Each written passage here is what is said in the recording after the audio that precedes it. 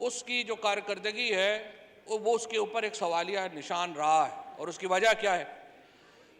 20 سال ہم نے جنگ لڑی ہے وار آن ٹیرر کی. اور میں جب ایکسٹرنل پبلسٹی ونگ میں جاتا ہوں اور میں نے ان سے پوچھا کہ 20 سال میں کیا کوئی ویسٹ میں کوئی ہمارے جو نیریٹو ہے، ہمارا بیانیہ ہے، وہ کہیں اس کے حق میں کوئی کتاب لکھی گئی؟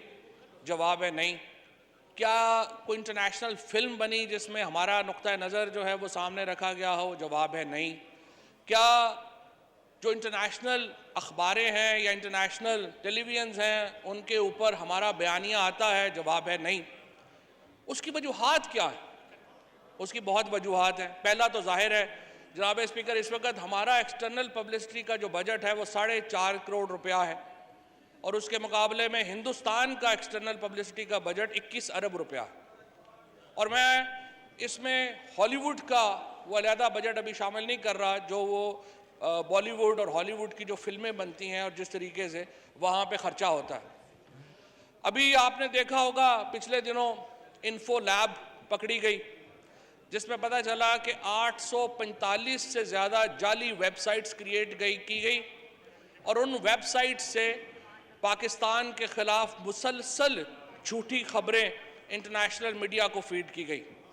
اس میں جو ہمارے ہاں جو کشمیر کی سٹرگل ہے اس کو کوسچن کیا گیا، ہمارے ہاں خصوصاً بلوچستان سب نیشنلزم کو سپورٹ کیا گیا. اور تو اور چھوڑے جناب اسپیکر، جب ٹی ایل پی کے پروٹیسٹ ہوئے تو 3.5 منٹ میں 3 لاکھ سے زیادہ جو ٹویٹس ہیں وہ احمد آباد بھارت کا جو آئی ٹی سینٹر ہے وہاں سے کی گئی. تو آپ اندازہ لگا سکتے ہیں کہ ہمیں کس قسم کی جنگ کا سامنا ہے. اور یہ جو چترالی صاحب بات کر رہے تھے بالکل صحیح کر رہے تھے، جو موجودہ دنیا ہے یہ اوپینینز کی دنیا ہے، وار آف اوپینینز ہے.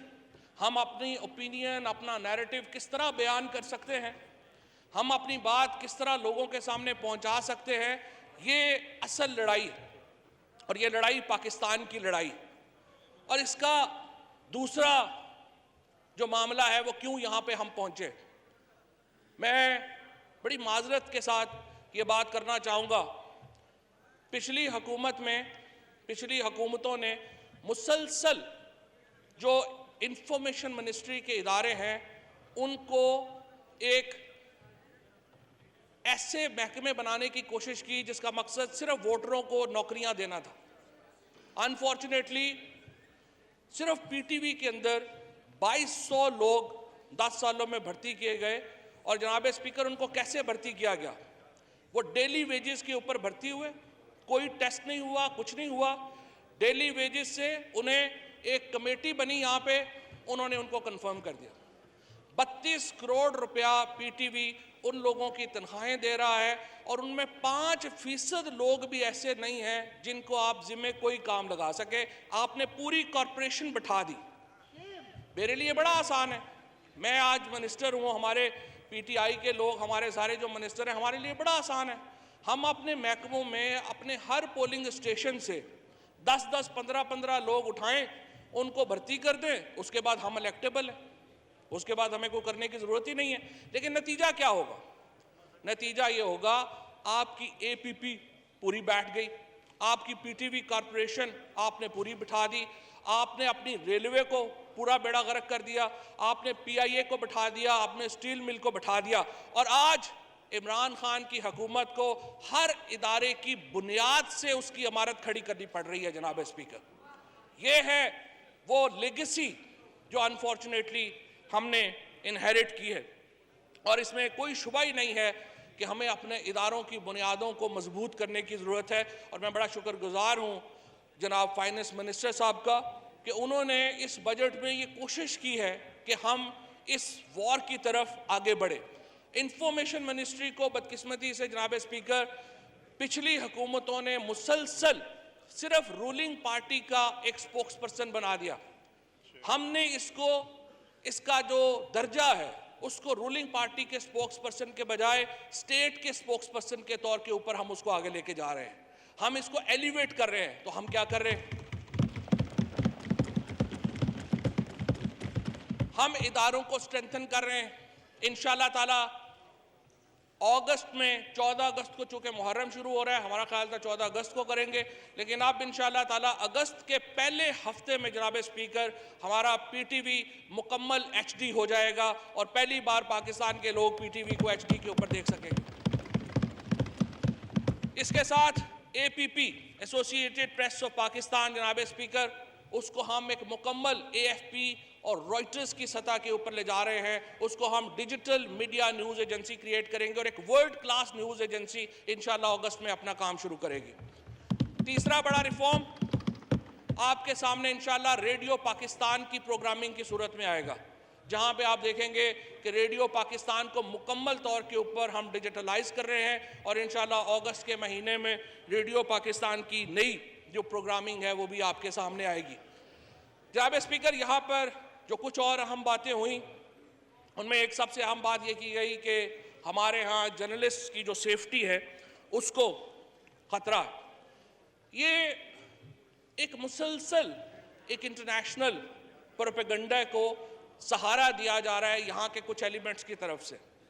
میں وارن کرنا چاہتا ہوں اپوزیشن کو، ان کی جو کرٹیسزم ہے وہ نیک نیتی کے اوپر مبنی ہوگا، ہمارے کچھ صحافی دوستوں کا کرٹیسزم بھی نیک نیتی کے اوپر مبنی ہوگا، میں اس کو کنٹراڈکٹ نہیں کرتا، لیکن میں آپ کو بتانا چاہتا ہوں پاکستان کی صحافتی تاریخ میں صحافیوں پر سب سے زیادہ حملے پیپلز پارٹی کے دور میں ہوئے، یہ ریکارڈ 39 حملوں میں 32 صحافی اپنی جان کی بازی ہار گئے۔ مسلم لیگ نون کے دور میں 18 حملے ہوئے جن میں 14 صحافی اپنی جان کی بازی ہار گئے، اور پی ٹی آئی کے دور میں 8 حملے ہوئے ہیں۔ اور فرق کیا ہے؟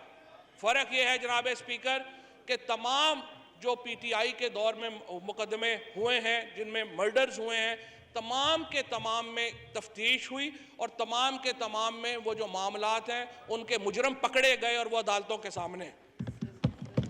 بدقسمتی سے جو 2 صحافی مرڈر ہوئے اور ان کے بارے میں ہمیں اب تک کچھ پتہ نہیں چل سکا، وہ ایک نوشہر و فروز میں ہوا اور ایک سکھر میں ہوا، اور میں اپنی بہت ہی محترم کولیگ شازیہ مری سے کہوں گا ان سے زیادہ تو سندھ گورنمنٹ میں انفلوئنس کسی کا نہیں ہے، تو وہ مہربانی کریں اور ہمیں بتائیں کہ عزیز اور اجے للوانی کا جو مرڈر ہوا اس کے قاتل کون ہیں، اور پورا انٹرنیشنل میڈیا بھی ہم سے پوچھتا ہے، تو ہم شرمندہ ہوتے ہیں سندھ حکومت کی اس کارکردگی کے اوپر، اور مجھے امید ہے کہ آپ یہ پتہ کریں گی اور بتائیں گی کہ یہ سارا کچھ جو ہوا یہ کیسے ہوا۔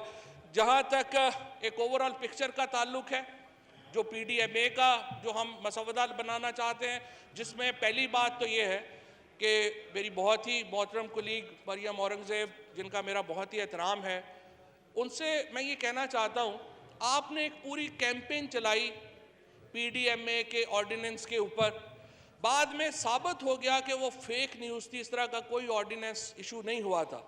سو بحیثیت ایک ممبر نیشنل اسمبلی کے اور بحیثیت ایک انتہائی قابل احترام سیاستدان کے، ان کو چاہیے یہ تھا کہ پہلے اپنے بڑا دل کرتی اور میرے سے اور پی ٹی آئی کی حکومت سے معافی مانگتی کہ میں نے ایک فیک نیوز کے اوپر غلط کیمپین چلائی۔ اور یہی میں کچھ ان کے دوستوں کو بھی کہنا چاہتا ہوں جنہوں نے اشتہار بھی دیے کہ ان کو بھی چاہیے تھا کہ جب اب فیک نیوز ثابت ہو گئی تو اس کے اوپر معافی مانگیں۔ اب جناب اسپیکر مسئلہ کیا؟ مسئلہ یہ ہے فیک نیوز آتی ہے، میں نے آپ کے سامنے رکھی جو معاملات ہندوستان سے چلتے ہیں، ہندوستان سے 3-4 جگہ ہیں وہاں پر یہ ٹویٹس اوریجنیٹ ہوتی ہیں، ان کو افغانستان سے بوسٹ ملتا ہے، وہ یہاں پر آتی ہیں اور ہمارے کچھ نادان دوست چاہتے ہوئے نہ چاہتے ہوئے اس کا حصہ بن جاتے ہیں۔ ابھی ہمارے بہت ہی پیارے دوست بات کر رہے تھے کہ پی ٹی ایم کے نیریٹو کے اوپر بات نہیں ہوتی، آپ کو اسٹیٹ میڈیا کی کیا ضرورت ہے جب پورا انٹرنیشنل میڈیا آپ کے پیچھے کھڑا ہو جاتا ہے؟ مجھے آپ بتائیے، سویس لنڈن میں ایک ماشاءاللہ پروفیسر صاحبہ یہاں سے گئی ہوئی ہیں جن کا کوئی تعلق نہیں ہے خیبر پختونخوا سے، کیونکہ خیبر پختونخوا کی روایات کے امین تو ہمارے پیچھے بیٹھے، خیبر پختونخوا کے جو دل جن کے ساتھ دھڑکتے ہیں وہ تو ہمارے ساتھ ہیں، یہ کیا کر رہی ہیں وہاں پہ؟ لندن میں پاکستان کی امبیسی کے سامنے مظاہرے فرما رہی ہیں. کوئی ان میں پختون شامل نہیں ہے, کوئی ان میں کے پی کا بندہ شامل نہیں ہے, لیکن ان کے رائٹ اپس کو, ان کی گفتگو کو لندن کے ٹاپ میڈیا میں جگہ دی جاتی ہے. آپ کا کیا خیال ہے لندن کی اخباریں یا لندن کا میڈیا یہ کام مفت میں کر رہا ہے؟ آپ کا کیا خیال ہے جو افغانستان سے اوریجنیٹ ہو رہی ہے پاکستان کے خلاف موومنٹ, یہ مفت میں ہو رہی ہے؟ یا امریکہ کے اخبارات میں جب پاکستان کے کچھ لوگوں کے فریڈم آف ایکسپریشن پہ ماشاءاللہ مضامین چھپتے ہیں تو کیا یہ مفت میں چھپتے ہیں؟ نہیں جناب اسپیکر, ہر لفظ کی قیمت دی جاتی ہے, اور کون دیتا ہے یہ آپ کو بھی پتا ہے اور ہمیں بھی پتا ہے. اس لیے ہمیں فریڈم آف ایکسپریشن کے بھاشن نہ دیں. ہمیں پتا ہے کہ پاکستان میں اس وقت 250 سے زیادہ ہمارے اپنے چینلز ہیں, 43 سے زیادہ بیرونی چینلز ہیں. یہ تمام انڈیپینڈنٹلی یہاں پہ کام کر رہے ہیں. ہمارے ہاں حکومت کے اندر, ہمارے ہاں اپوزیشن کے اندر ایک یونینیمٹی ہونی چاہیے ان ایشوز کے اوپر جن کا تعلق پاکستان کے مفاد سے جڑا ہوا ہے. ہمیں اپنے چھوٹے چھوٹے سیاسی مفادات کے لیے انٹرنیشنل اسٹیبلشمنٹ سے استعمال نہیں ہونا چاہیے. ہمیں اپنے چھوٹے چھوٹے مفادات کے لیے اپنے دشمنوں کے ہاتھوں میں نہیں کھیلنا چاہیے. جی میں نے پہلے لیا. یہ جو ایک نیکسس بنا ہوا ہے, نیکسس آف ایول جس کو آپ پاکستان میں کہتے ہیں, مجھے آپ بتائیے, آج ہمارے دوست بات کر رہے تھے, آج جب عمر صالح وہاں پہ بات کرتا ہے تو اس کی زبان میں اور کچھ ہمارے ہاں جو دوست بات کرتے ہیں ان کی زبان میں کیا فرق ہے؟ کیا ہمیں شرم نہیں آنی چاہیے کہ ہم ان کی باتوں کو یہاں پہ دہراتے ہیں؟ اور ہمیں پتہ ہونا چاہیے کہ اس طرح سے ہم پاکستان کی خدمت نہیں کر سکتے. آج انشاءاللہ تعالی پاکستان کی قیادت, عمران خان کی قیادت میں پاکستان کے ساتھ مخلص قیادت ایک پاکستان کے اوپر ہے, اور انشاءاللہ تعالی ہم اس کو آگے لے کے جائیں گے. اور آپ دیکھیں گے کہ ہم منسٹری آف انفارمیشن کو پاکستان کا جو نیریٹو ہے, پاکستان کا جو بیانیہ ہے, اس کو ہم انشاءاللہ تعالی آگے بڑھائیں گے, اور اس کے لیے ہم جو بھی تحقیقات گزاشت ہے وہ ہم کریں گے. میں صرف یہ کہنا چاہوں گا کہ یہ جرنلسٹ پروٹیکشن ایکٹ کی بات ہوئی ہے اور پی ایم ڈی اے کی. ہم پاکستان کے صحافیوں کو وہ سہولتیں دینا چاہ رہے ہیں اور دینے جا رہے ہیں جس کی مثال پاکستان کی تاریخ میں نہیں ملتی. ہم نے اپنے صحافیوں کو کامیاب جوان پروگرام کا حصہ بنایا ہے. ہم اپنے صحافیوں کو پاکستان کے وزیر اعظم کی ہاؤسنگ انیشیٹیوز کا جو ہے وہ حصہ بنا رہے ہیں. میں صرف دوبارہ اپنے پیپلز پارٹی کے دوستوں سے گزارش کروں گا, ذرا ہمت کریں اور بلاول بھٹو صاحب سے کہیں کہ جرنلسٹ پروٹیکشن ایکٹ اس وقت ہیومن رائٹس کمیٹی میں پڑا ہوا ہے, وہ اس کو کیوں لے کے بیٹھے ہوئے ہیں, اس کو پاس کریں تاکہ وہ ہمارا حصہ بنے اور ہم اپنے صحافیوں کو اس کا حصہ بنا سکیں. تو جناب اسپیکر, میں صرف مختصراً یہی کہوں گا کہ اتنی نہ بڑھا پاکیے داماں کی حقائق, دامن تو ذرا دیکھ بندیے قبا دیکھ. بہت شکریہ. صحافیوں کے تحفظ کو یقینی بنانے کے لیے اقدامات کیے گئے ہیں. ہم اداروں کو مستحکم کر رہے ہیں. صحافتی تاریخ میں سب سے زیادہ صحافیوں پر حملے پیپلز پارٹی کے دور میں ہوئے جو کہ 39 کی تعداد ہے, اور نون لیگ کے دور میں صحافیوں پر 18 حملے ہوئے.